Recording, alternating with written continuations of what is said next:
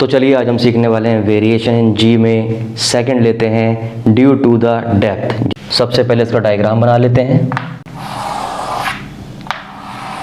ये अर्थ,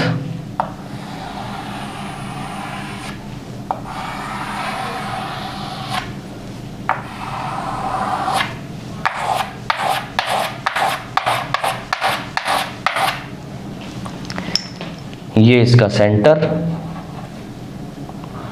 ये अर्थ का रेडियस, इधर भी रेडियस है, radius of earth R E for earth, R for radius, ये सेंटर। अच्छा, अब इसमें हमें लेना है एक ऑब्जेक्ट। वो ऑब्जेक्ट पहले सरफेस के ऊपर है,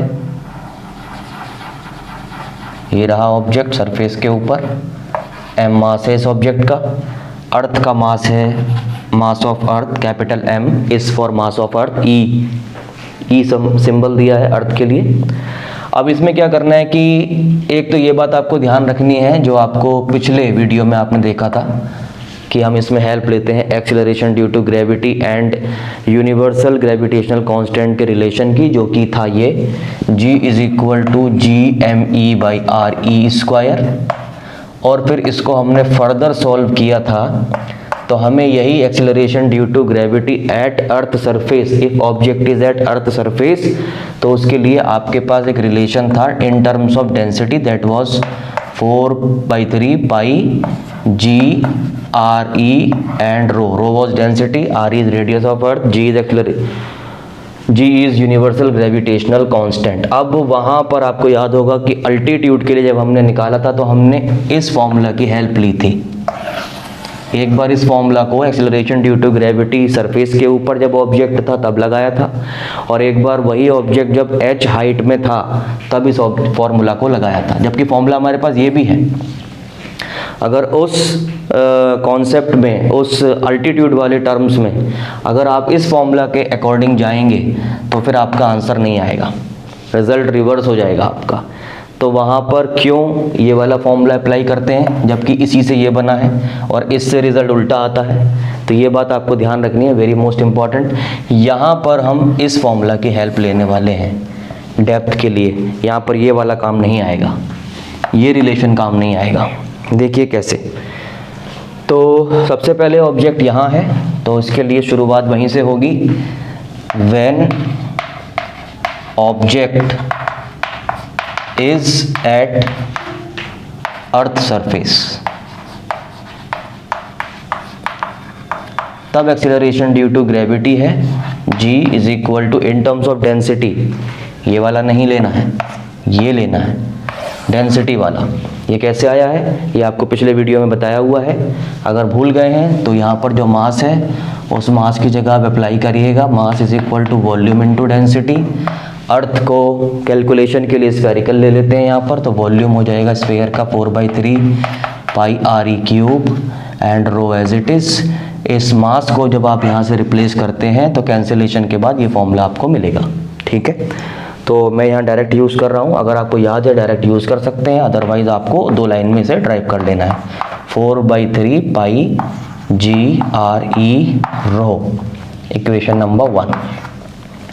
इसी तरह when object is at d depth, एक गहरा गड्ढा आपने किया और अब आपका ऑब्जेक्ट, ये जो ऑब्जेक्ट है ये ऑब्जेक्ट यहाँ से यहाँ शिफ्ट हो गया, इतना अंदर आ गया। थोड़ा ध्यान से देखिएगा इसको, यहाँ पर आ गया ऑब्जेक्ट। कलर चेंज कर देता हूँ मैं इसका। ये ऑब्जेक्ट है, पहले ये ऑब्जेक्ट यहाँ था, अब ये यहाँ है। अब आपको ध्यान देना है कि क्यों हमने यहाँ पर इस फॉर्मूला की हेल्प ली है, ये वाला हम क्यों नहीं हेल्प ले सकते इस फॉर्मूला से, ठीक है। तो यहाँ पर आप देखेंगे कि अगर मैं इसको सर्कल करता हूँ तो ये स्फेयर बनेगा इतना, और ये जितना गहराई में आपने गड्ढा खोदा है जहाँ पर ऑब्जेक्ट अब आपका चला गया, वो अर्थ की सरफेस से जो ये डिस्टेंस है ये है डी डेप्थ में अभी आ गया। तो ये डिस्टेंस कितनी बचेगी, centre of this object and centre of earth, इतना डिस्टेंस रहेगा आपका RE माइनस ये वाला D।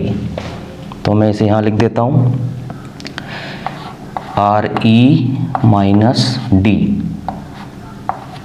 ओके, अब आपको देखना है कि when object is at d depth में जब आ जाएगा तब एक्सीलरेशन ड्यू टू ग्रेविटी क्या है, पता नहीं क्या है, इसलिए हम उसे जी डैश कह देते हैं। हो सकता है इसके बराबर आ जाए, इससे ज़्यादा आ जाए, कम आ जाए, देखना पड़ेगा कि क्या होने वाला है। ओके, सो इसी फॉर्मूला की हम हेल्प लेंगे। 4/3 पाई जी, आर ई की जगह आ जाएगा are E minus D. Gap आता है दोनों ऑब्जेक्ट के सेंटर्स के बीच में।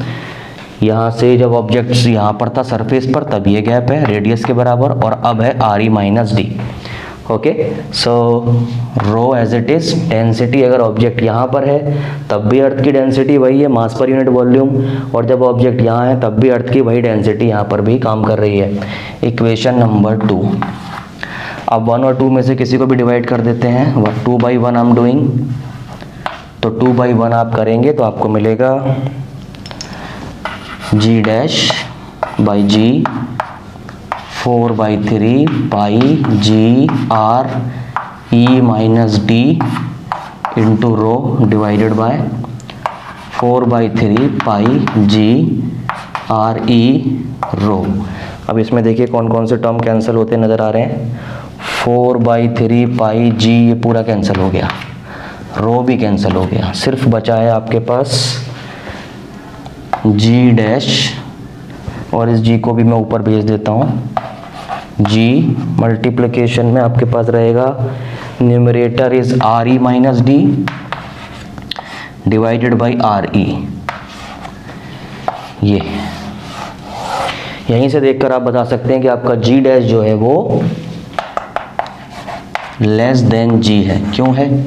क्योंकि यहाँ फिर से फ्रैक्शन आ गया, और फ्रैक्शन में आपको बताया है कि अगर न्यूमरेटर डिनोमिनेटर से छोटा होता है तो उस फ्रैक्शन की वैल्यू 1 से छोटी होती है, और अगर किसी वैल्यू को 1 से छोटी वैल्यू से मल्टीप्लाई करते हैं, यानी कि यहाँ पर स्मॉल जी जो कि है 9.8, उसे इस फ्रैक्शन यानी कि 1 से छोटी वैल्यू से मल्टीप्लाई करेंगे तो ओवरऑल वैल्यू जो है वो 9.8 से कम आने वाली है, जो कि होगी जी डैश की। इसका मतलब है कि डेप्थ के साथ भी जो है एक्सीलरेशन ड्यू टू ग्रेविटी में चेंज आता है, वो कम होती चली जाती है। कितनी कम होगी डिपेंड करेगा डेप्थ पर। न्यूमरेटर जितना कम होता चला जाएगा इस फ्रैक्शन की वैल्यू उतनी ही कम होती जाएगी, 1 से छोटी और छोटी होती चली जाएगी। ओके, तो इसके बिहाफ पर आप इसका वेट भी निकाल सकते हैं। नोट, यही सोच रहे हैं ना कि यही फॉर्मूला यहाँ पर क्यों अप्लाई हुआ है, ये वाले को क्यों नहीं अप्लाई किया। अभी बात करेंगे इसके बारे में। देखिए, तो पहले एक नोट ले लेते हैं। नोट लेने में हम देखेंगे कि डेप्थ की गहराई और कितनी कम हो सकती है। और मान लीजिए कि ऑब्जेक्ट को आप गड्ढा खोदते खोदते आप ऑब्जेक्ट आपका सेंटर में चला गया। अगर ये ऑब्जेक्ट सेंटर में आ जाएगा तो ये जो डेप्थ है सरफेस से डी डेप्थ और बड़ी हो जाएगी और बड़ी हो जाएगी, और ये रेडियस के बराबर आ जाएगी। अगर ये रेडियस के बराबर हो गई, if small d is equal to radius, तो बड़ा इंपॉर्टेंट रिजल्ट आपको मिलेगा। यहाँ पर आप रखेंगे आर ई, तो ये हो जाएगा G dash is equal to R E minus R E becomes 0, और 0/आर ई मीन 0, और 0 से जी मल्टीप्लाई होकर वो हो जाएगा 0, यानी कि जी डैश की वैल्यू हो जाएगी 0। यानी कि ये कंडीशन होगी वेटलेसनेस की। इसका मतलब ये हुआ कि अगर आप किसी तरीके से एनी हाउ अर्थ के सेंटर पर चले जाते हैं और एक वेइंग मशीन आपके पास है, तो उस वेइंग मशीन में आपका कोई भी वेट नहीं आएगा। आपको एकदम अपनी बॉडी लाइट, जैसे कि आप हवा में उड़ रहे हैं, ऐसी फीलिंग आएगी। देख सकते हैं आप, ये एक तो ये हो गया। दूसरा, वेट भी वहाँ पे 0 हो जाएगा क्योंकि एक्सेलरेशन ड्यू टू ग्रेविटी 0 है। तो m इंटू जी डैश से आपका वेट बनेगा जो कि सेंटर पे 0 बताएगा, क्योंकि वेट होता है फोर्स, जिस फोर्स से कोई प्लैनेट या अर्थ का सेंटर आपको अपनी तरफ खींचता है, mg, है ना। सेकेंड लॉ ऑफ मोशन में आपने देखा है F is equal to ma। आगे देखिए एक और नोट छोटा सा, और फिर बात करते हैं कि why we have used this formula only here.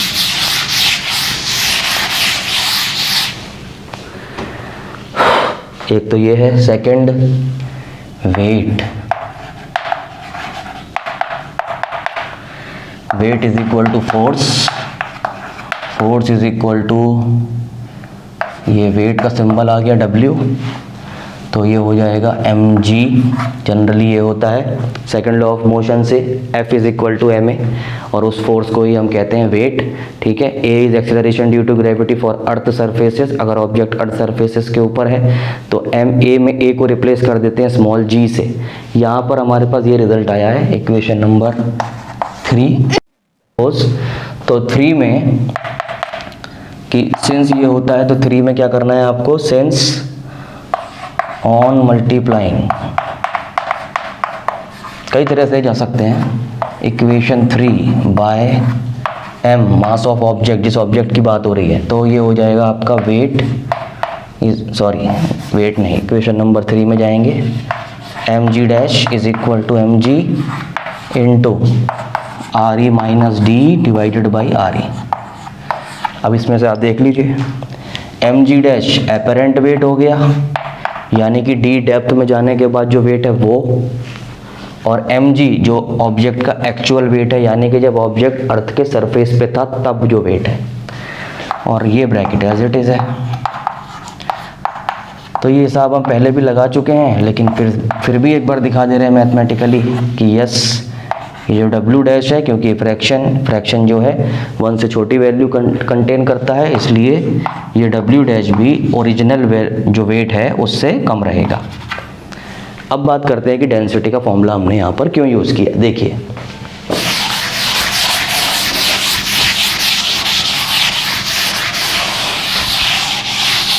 ये सबसे इम्पोर्टेंट बात है।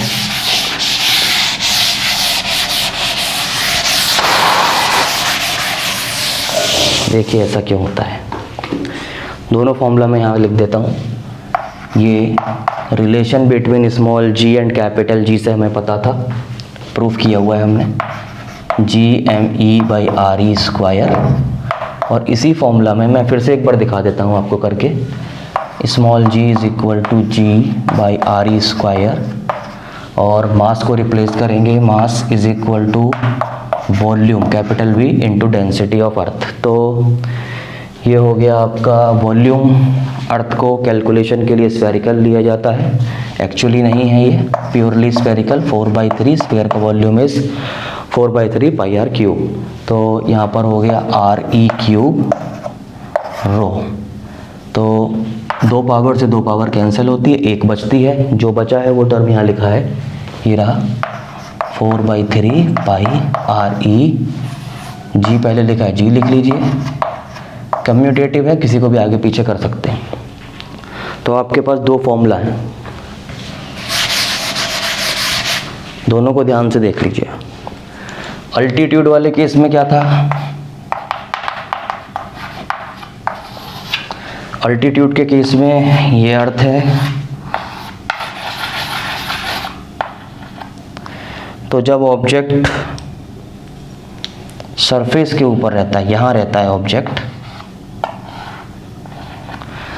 तो हमने ये फॉर्मूला लगाया, इसको नहीं लगाया, इसको लगाया, क्योंकि यहाँ पर ऑब्जेक्ट में पहले बता चुका हूँ। और ध्यान से देखिए, पूरी अर्थ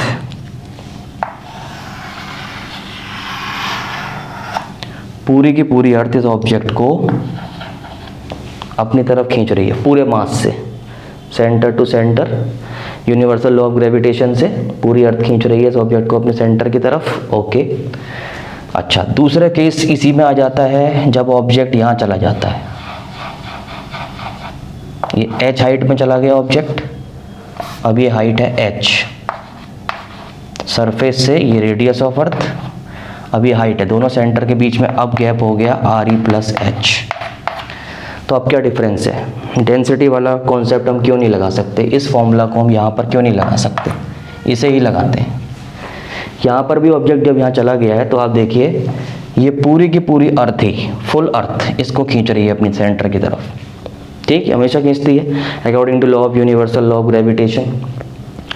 according to universal law of gravitation every body attracts any other body, है ना। तो अगर डेंसिटी वाले फॉर्मूला के अकॉर्डिंग हम अल्टीट्यूड में जाएंगे तो सरफेस के लिए तो ये रिजल्ट आप ले लेंगे कि ऑब्जेक्ट सरफेस के ऊपर है, mass is equal to volume into density लगाया और ये फॉर्मूला आ गया। तो आप अर्थ सरफेस के लिए इसे यूज़ कर लेंगे ये वाले फॉर्मूला को। लेकिन जब इस ऑब्जेक्ट को आप h हाइट पे लेके जाओगे तब फिर आप इस फॉर्मूला को नहीं यूज़ कर सकते डेंसिटी के टर्म्स में। क्यों नहीं कर सकते? क्योंकि आप क्या चेंज करोगे, 4/3 पाई जी इस आर ई को रिप्लेस कर दोगे। किससे रिप्लेस कर दोगे? आर ई प्लस एच से। जैसे ही आप ऐसा करोगे तो आप देख रहे हो कि ये ऑब्जेक्ट अर्थ सरफेस से ऊपर है। जब ये अर्थ सरफेस से ऊपर है तो यहाँ पर इसके बीच में, ऑब्जेक्ट और अर्थ के बीच में बहुत सारी गैस है, यानी कि उस गैस की डेंसिटी भी यहाँ पर बीच में मिक्स्ड है। अर्थ की डेंसिटी इतने हिस्से में काम कर रही है और ये इसलिए इस डेंसिटी वाले कॉन्सेप्ट को आप यहाँ पर नहीं लगा पाओगे। अगर लगाओगे तो आपके रिजल्ट या तो उल्टे हो जाएंगे या मिक्स हो जाएंगे, सही रिजल्ट आपको नहीं मिलेंगे। ये बात आपको ध्यान रखनी है। इसलिए जब हम अल्टीट्यूड के लिए फॉर्मूला लगाते हैं तो हम इस रिजल्ट को लेते हैं, जबकि इसी से ये बना है इसको, लेकिन हम यहाँ पर अप्लाई नहीं कर पाते क्योंकि ये वाला जो एक्सेलरेशन ड्यू टू ग्रेविटी ये है मास के टर्म्स में और ये है डेंसिटी के टर्म्स में। तो डेंसिटी आप समझ गए अब कि डेंसिटी वाला फॉर्मूला हम यहाँ पे क्यों नहीं लगा पाते, इसलिए नहीं लगा पाते। अब यहाँ पर देखिए ये हमारा डेप्थ वाला है, इस डेप्थ वाले में हम इसे नहीं अप्लाई कर पाते, इसको अप्लाई करते हैं। क्यों? क्योंकि ऑब्जेक्ट जब अर्थ के सरफेस के ऊपर है, ऑब्जेक्ट सरफेस के ऊपर है, जब अर्थ सरफेस पे है, एकदम सरफेस पे, अभी गड्ढा नहीं खोदा, सरफेस के ऊपर रखा हुआ है, हम खड़े हैं जैसे, तो आप ये भी लगा सकते हो, ये भी लगा सकते हो। जैसे यहाँ पर फर्स्ट केस में जब ऑब्जेक्ट यहाँ पर है, जब ऑब्जेक्ट अर्थ सरफेस पर, यहाँ नहीं, यहाँ अर्थ सरफेस के ऊपर है तो दोनों वैलिड है, ये भी वैलिड है, ये भी वैलिड है। लेकिन जैसे ही आप अर्थ सरफेस से ऊपर जा रहे हैं या गहराई में जा रहे हैं तब कॉन्सेप्ट चेंज है।